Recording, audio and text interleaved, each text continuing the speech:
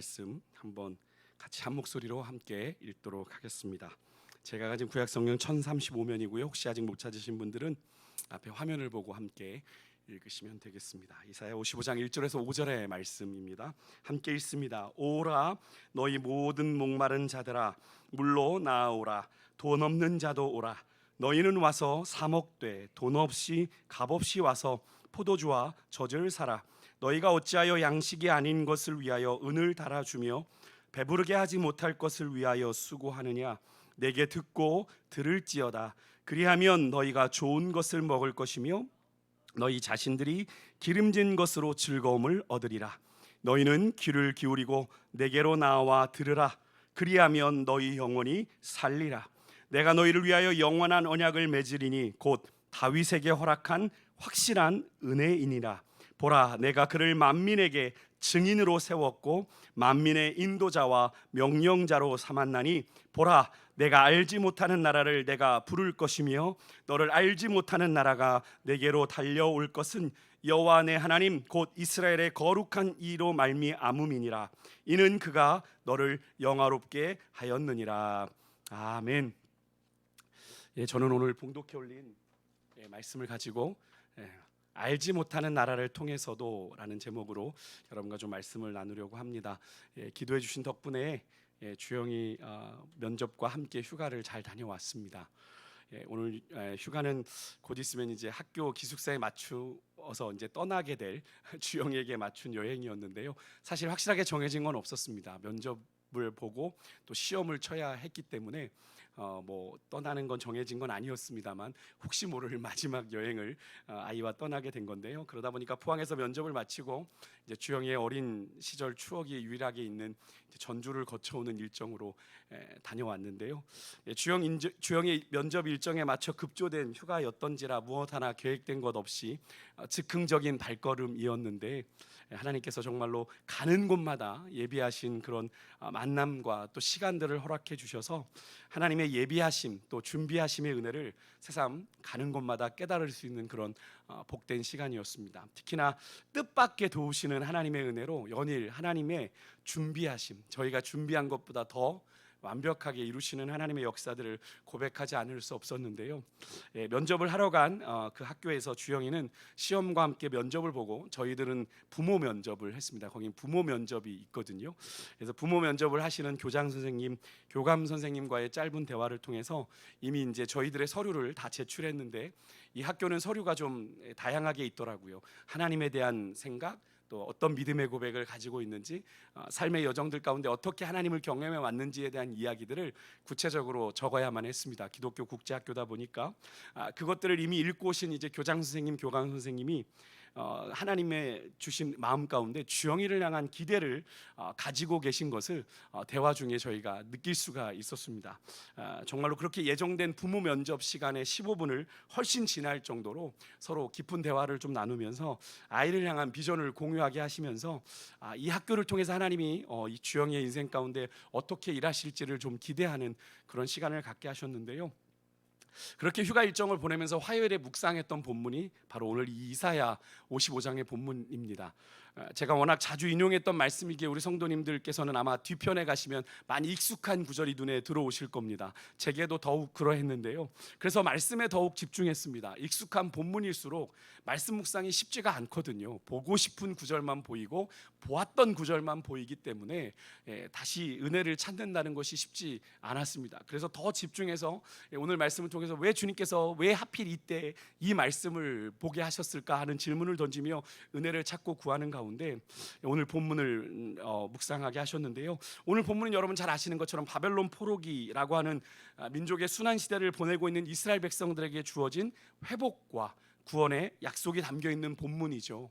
오늘 하나님께서는 이사야 선지자를 통해서 물건을 파는 장사꾼처럼 백성들을 향해 외칩니다. 와서 포도주와 젖을 사라라고 외치고 있는데 그런 장사꾼의 외침치고는 말이 좀 안 됩니다. 어떻게 사냐면 사 먹되 돈 없이 값없이 와서 포도주와 젖을 사라고 합니다. 뭔가를 사려면 돈이 있어야 되고 값이 매겨져야 하는 것인데 사먹되 돈 없이 값없이 와서 그것을 사라고 말씀하시는 거죠. 말장난하는 것도 아니고 무슨 의미일까요? 이윤을 남겨야 하는 것이 장사꾼의 외침이라 할 수 있는데 그냥 거저 퍼주는 모습입니다. 그래서 이 모습은 장사꾼처럼 겉으로는 보이지만 실제로는 풍성한 상을 차려놓고 손님을 초대하는 주인의 모습이다라고 우리는 볼 수 있겠는데요. 바벨론 포로 생활 중에 고통받고 있는 이스라엘 백성들을 우리 주님께서 예비하신 거저 베풀어 주시는 풍성한 은혜의 자리로 그들을 초대하고 계시는 장면이 오늘 우리가 읽은 이사야 55장의 시작입니다.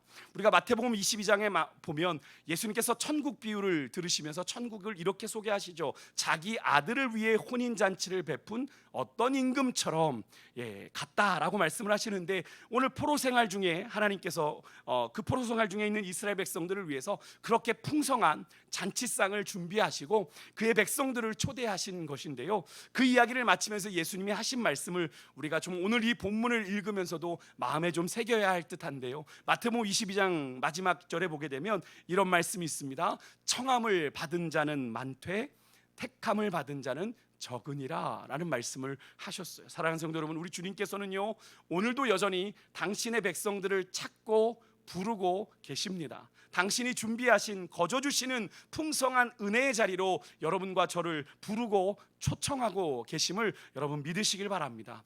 오늘 우리가 이렇게 주님과 약속한 시간에 각기 처소에서 예배 제단을 쌓고 기도의 자리로 나아가는 것도 바로 그런 이유 때문인 거죠. 지금 이 시간 어떤 연으로 이 자리에 여러분 앉아 계시던지 간에 하나님의 부르심에 응답하여 나와오신 우리 사랑하는 성도님들, 오늘 초청을, 주님의 초청을 받은, 초대를 받은 것으로 끝나지 마시고 오늘 이 밤 성령의 거룩한 인치심 가운데 택함을 받는 은혜도 누리시는 여러분과 제가 될 수 있기를 주 여러분을 축복합니다. 그런데 하나님께서 그렇게 이스라엘 백성들을 초대하신 이유가 있는데요, 이스라엘 백성들이 바벨론의 포로 끌려가서 70년이라고 하는 적지 않은 시간을 보내다 보니까 어느덧 그들이 하나님의 택한 백성, 선민이라고 하는 민족의 아주 중요한 정체성을 잃어버린 채 그들이 오늘 본문 2절의 말씀처럼 양식 아닌 것을 은을 달아주고 배부르게 하지 못할 것을 위해서 수고하는 삶을 살았기 때문입니다. 양식 아닌 것을 위해서 은을 달아주고 배부르게 하지 못할 것을 위해 수고했다. 무엇을 의미합니까? 헛수고하는 거죠. 쓸데없는 수고를 하는 거죠. 쓸데없는 손실을 얻게 되는 겁니까? 무슨 말입니까? 이스라엘 백성들이 양식 아닌 것을 위해서 은을 달아주고 배부르게 하지 못할 것을 수고한다는 말의 의미는 일부 이스라엘 백성들이, 전부는 아니겠습니다만, 양식이 아닌 것, 배부르게 하지 못할 것, 즉 우상 숭배를 통해서 바벨론에 있는 가볍게 보이는 우상들을 섬기는 것으로 그들의 살 길을 찾았다라고 하는 겁니다. 진노 중에라도 긍휼을 잊지 않으시는 하나님의 신실한 약속의 말씀을 붙잡고, 비록 지금은 그들이 하나님의 심판으로 인해 고통 중에 있지만 분명 하나님께서는요 그들에게 이 심판을 선포하시면서 뭐까지 약속을 주셨냐면 내가 너희들을 다시 회복시킬 거다라는 약속도 주셨는데, 그 약속을 믿었어야 되는데, 여러분 하나님의 말씀 2절 후반부에 나오는 것처럼 이스라엘을 진정 살리고 배부르게 할 수 있는 좋은 것, 기름진 것을 찾아 주님 앞에 나왔어야 됐는데 이스라엘 백성들이 그렇게 하지 않은 거죠. 지금 당장 그들이 처한 현실에서 그들을 만족시킬 수 있는 우상, 눈앞에 보이는 멀쩡해 보이는 그 우상을 나아간 겁니다. 그들은 당장 그들의 적박한 포로 현실에서 쉽게 손에 잡히고 편해 보이는 그 길을 선택한 것이죠. 그것이 하나님의 뜻을 거스르는 것이라 하더라도 말입니다. 그런데 그런 그들의 선택이 궁극적으로 그들을 살렸습니까? 그렇지 않았죠. 우상숭배가 이스라엘 백성들에겐 순간의 만족, 당장의 마음의 안위, 안정을 주었는지는 모르겠습니다만 짠물을 마시든 마셔도 더욱 심해지는 영적인 갈급함에서 그들은 해방될 수 없었죠. 그래서 하나님께서는 이사야 선지자를 통해서 이스라엘 백성들에게 양식 아닌 것, 배부르게 하지 못할 것을 위해서 계산을 하고 수고하느냐 책망하듯 말씀하시면서 그들에게 거저 베풀어 주시는 당신의 풍성한 은혜의 자리로 나아오라고 지금 부르고 계신 거죠. 여러분 그렇습니다. 여러분 세상의 쾌락은요 잠시 잠깐의 만족입니다. 쉼과 평안 우리에게 허락할 뿐 우리에게 영원한 만족 주지 못합니다. 여러분을 당장 만족시켜 줄 것 같고 편안하게 하고 영원히 안심하게 해줄 것 같은 세상의 것에 여러분 속지 마시기 바랍니다. 우리가 이렇게 찬양하죠. 세상의 것은 일장의 춘몽 물거품과 같도다. 어린 우리 믿음의 선진들의 예전 고백이지만 여러분, 이 고백이 정말 맞는 고백이지 않습니까? 여러분, 그래요. 사단은 끊임없이 세상의 쾌락과 즐거움이 영원할 것처럼 우리를 미혹하지만 여러분, 절대로 세상의 것은 잠시 잠깐일 뿐 어제나 오늘이나 영원토록 동일하신 하나님만이, 그분의 말씀만이 영원함을 여러분 믿으실 수 있기를 주의 이름으로 축복합니다. 그래서 선지자는요, 오늘 이사야 선지자는 그 영원하신 하나님의 약속의 말씀으로 이스라엘 백성들을 초대하고 있는데, 거저 주시는 은혜로 초대하는데 2절 중간에 이런 말이 나와요. 내게 듣고 들을지어다. 그리하면 너희가 좋은 것을 먹을 것이고 기름진 것으로 즐거움을 얻을 것이다 라고 말씀하면서 이스라엘 백성들이 진정으로 사는 길, 참된 만족과 기쁨을 누리는 길이 어디에 있다라고 얘기해요? 주의 말씀을 듣는 것에 있다라고 이야기를 합니다. 그래서 선지자는요 3절에서 구체적인 행위에 대한 표현을 더 덧붙입니다. 너희들이 말씀을, 하나님의 말씀을 들어야 되는데 어떻게 들어요? 귀를 기울이고 내게 나와 들으라. 하나님의 말씀에 귀 기울일 것을 말씀하시면서 그렇게 주의 말씀을 들을 때 그의 영혼이 진정 살게 될 것이다 라고 선포하는 건데요, 2절에서는 그냥 듣고 들으라 라고 그냥 한 단어를 반복하며 좀 강조했다면 3절에서는 귀를 기울이고 내게 나와 라고 하는 구체적인 행동까지 표현을 더해서 하나님의 말씀을 들음에 대한 이스라엘 백성들의 자세가 어떠해야 되는지를 선지자는 말하고 있는 거죠. 결국 귀를 기울이고 내게 나와 들으라. 어떻게 들으라는 겁니까? 귀를 기울여 집중해서 들어라. 집중해서 들어라. 여러분, 우리 귀에 하루에도 수많은 소리들이 스쳐 지나갑니다. 들려지죠. 원하지 않아도 들려집니다. 여러분, 그 소리가 다 기억나십니까? 아니죠. 우리가 들어야겠다는 마음을 가지고 집중하여 들은 것만 우리 기억에 남게 되는 거죠. 그래서 지금 하나님께서는 이스라엘 백성들에게 당신의 말씀을 그냥 세상에 스쳐 지나가는 소리나 소음으로 대충 흘려듣지 말고 집중하여 적극적인 마음을 가지고 기꺼이 순종하는 마음으로, 순종하고자 하는 마음으로 들어라 말씀하고 계시는 거예요. 여러분과 저는 하나님의 말씀을 어떻게 듣고 계십니까? 안 들으면 찝찝하니까, 안 들으면 뭔가 불길한 느낌이 드니까 그냥 마지못해 들으시는 그런 소리가 아니었으면 좋겠어요. 여러분의 귓가에 메아리치는 수많은 소리들 중에 하나로 치부하고 계시는 분 없으십니까? 아니면 내가 이 말씀을, 이 음성을 듣지 않으면 죽는다는 영적인 간절함과 절박함으로 들으시는 분도 계실지 모르겠어요. 여러분, 지난 6월에 미국 플로리다에서 아파트가 붕괴되는 사고가 있었죠. 연일 매몰자를 구출하기 위해서 많은 노력을 했는데 그럼에도 불구하고 한 150여 명의 실종자들이 있었다고 들었는데요, 한 명이라도 생존자를 더 구하기 위한 정부 당국의 피난 노력이 있었는데 이때 매몰된 생존자를 구하기 위해서 그들이 동원했던 것이 음향 탐지기, 음파 탐지기입니다. 그게 뭐냐면 아주 세미한 소리까지 잡아내서 생존자가 어디 있는지를 발견하는 데 아주 도움이 되는 기구였는데요, 이때 구조하는 팀이나 매몰되어 구조를 기다리는 사람에게나 뭔가를 듣는다는 건 어떤 의미겠습니까? 그들에게는 생존이죠. 생존입니다. 그냥 듣는 게 아니라 생존의 문제예요. 죽느냐 사느냐의 문제가 바로 듣는 것에 달려 있으니까 매몰된 자나 또 구출하려는 자나 얼마나 소리에 민감하게 반응하며 들었겠습니까? 저희가 이번에 휴가 때도 저도 약간 비슷한 그런 일을 겪었는데, 면접을 마치고 그날 오후에 잠시 찾은 포항의 한 바다에서 조금 깊은 곳에서 저희가 튜브를 타고 놀고 있었는데 제가 갑자기 튜브를 놓쳤습니다. 근데 그 튜브를 잡으려고 주영이가 저보다는 좀 키가 크니까 좀 깊은 바다 쪽으로 이렇게 수영을 해서 갔는데 이미 저희가 좀 깊은 바다 쪽으로 나와 있었거든요. 아이가 수영을 해서 그거를 잡으면 돌아올 수 있겠다 싶어서 놔뒀는데 이 아이가 안경을 벗고 있었던지라 튜브가 옆에 있는데 이렇게 건드려지고 잡지를 못했어요. 그러니까 튜브가 더 멀리 밀려 가겠죠. 그래서 더 멀리 떠내려가는 튜브를 잡으려고 주영이가 또 수영에 가려는 것을 제가 뒤에서 보고 말렸습니다. 불렀습니다. 주영아, 안 돼! 라고 불렀어요. 그리고 그때 주영이가 제가 뒤에서 부르는 소리를 들었기에 망정이지 사실 그것을 잡으려고, 이 아이가 앞에 눈이 안경을 안 쓰면 잘 안 보이거든요. 그런데 그것을 잡으려고 아마 깊은 데로 없었으면 어떤 일이 벌어질런지 사실 모르는 그런 상황이 있었습니다.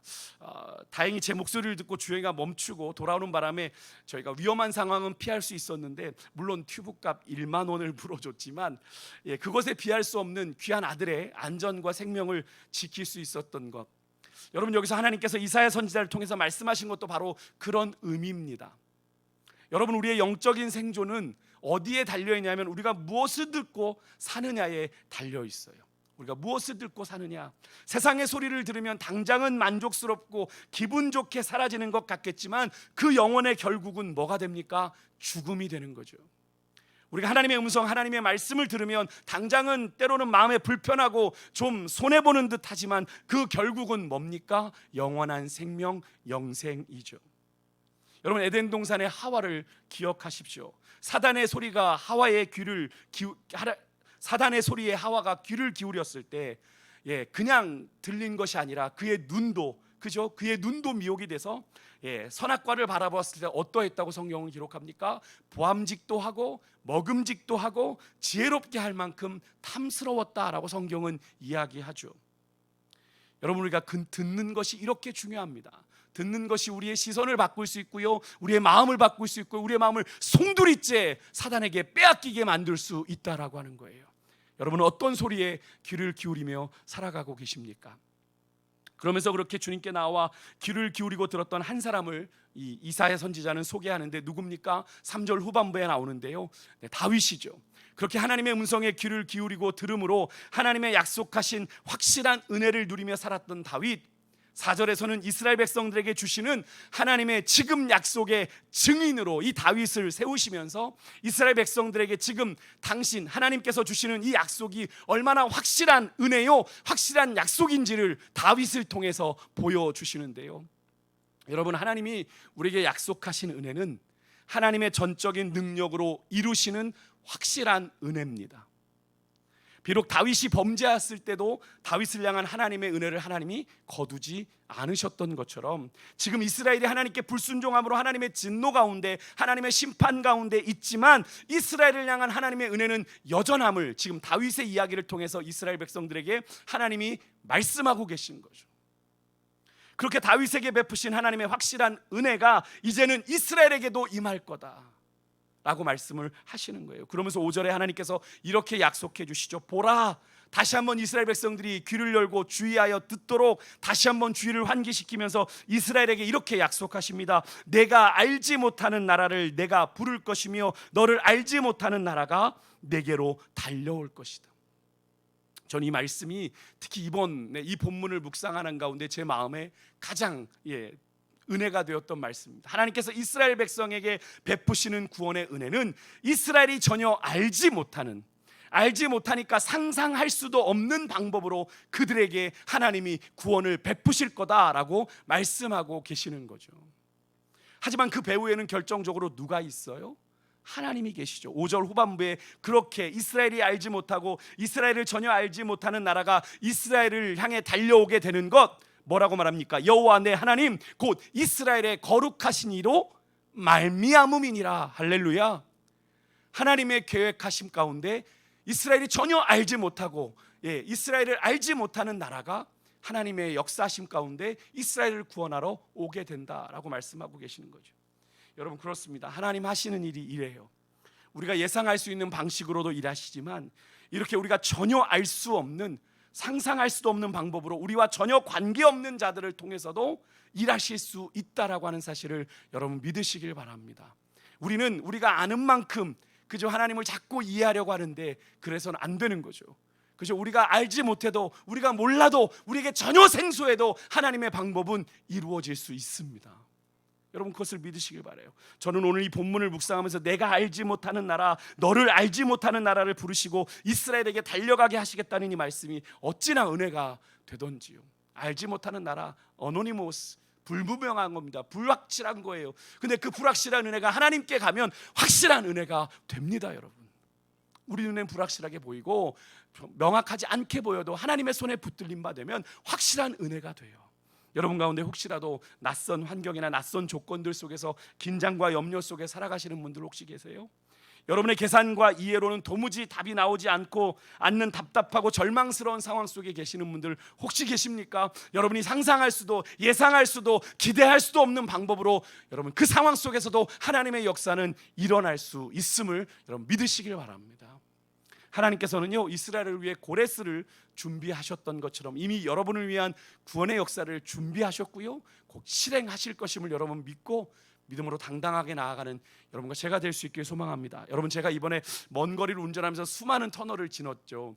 경상도까지 내려갔다 영남에서 호남으로 이렇게 가는 수많은 터널을 지나가는 중에 이렇게 터널을 안에서 이렇게 빛을 볼 때는 저 밖에 마지막 나갈 그 터널의 빛이 되게 조그맣게 보였는데, 제가 터널 끝을 향해서 달려가면 달려갈수록 그 빛의 원이 점점 커지면서 마침내 터널을 나가면 밝은 빛이 우리를 기다리고 있는 것을 경험하면서 그게 유난히 제게 은혜가 됐습니다. 이 절망의 끝엔 하나님이 나를 기다리고 계시는구나. 내가 절망 가운데 있을 때 너무나도 작게 보이는 그 빛이었는데 내가 그 빛에 점점 가까이 나아가게 되니까 하나님이 나를 그렇게 기다리고 계시는구나. 여러분, 하나님은 우리의 인생의 절망의 터널 끝에 우리를 은혜의 빛으로 보듬어 안으시고자 여러분 지금 기다리고 계십니다. 그리고 그 하나님께서는 그런 여러분 한 분 한 분을 통해 오늘 본문 5절 마지막에 이스라엘에게 약속하신 대로 이스라엘을 영화롭게 하신 것처럼 여러분 한 분 한 분을 영화로운 존재로 만드실 거예요. 사실 이게 얼마나 이스라엘 백성들에게는 요원한 이야기처럼 들렸겠습니까? 지금 우리의 신세는 한탄하기 그지없는 그런 신세인데, 바벨론에 끌려와 포로 신세로 70년을 지낸 비참한 광경인데, 그래서 정말로 강가에서 내 고국 땅을 그리워하며 처량하게 눈물 짓고 있는데 형편, 그런 우리 초라한 우리를 영화롭게 하시겠다. 하나님이 하시면 하실 수 있는 거죠. 여러분, 하나님의 뜻을 신뢰하며 믿음으로 나아가실 수 있기를 주의 이름으로 축복합니다.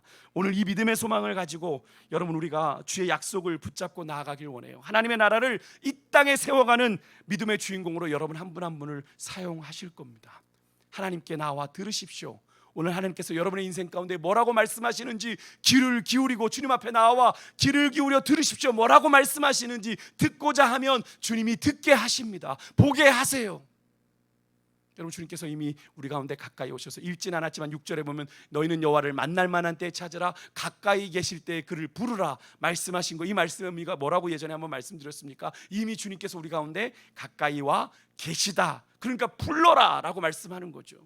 여러분, 부르십시오. 오늘 이 밤 여러분의 삶에 하나님의 일하심을 분명히 보게 될 겁니다. 절망의 터널 안에선 그 구원의 빛이 너무나 작은 것처럼 보이지만 그 빛을 향해 나아갈 때 하나님의 놀라운 구원의 역사가 얼마나 큰지를 분명히 목도하고 하게 되실 것을 전 믿어요. 우리가 함께 찬양의 자리로 나아가겠는데요, 우리의 삶에도 다윗에게 주셨던 확실한 은혜가 여러분 지금까지 걸어온 우리 인생 여정 가운데 있지 않았습니까?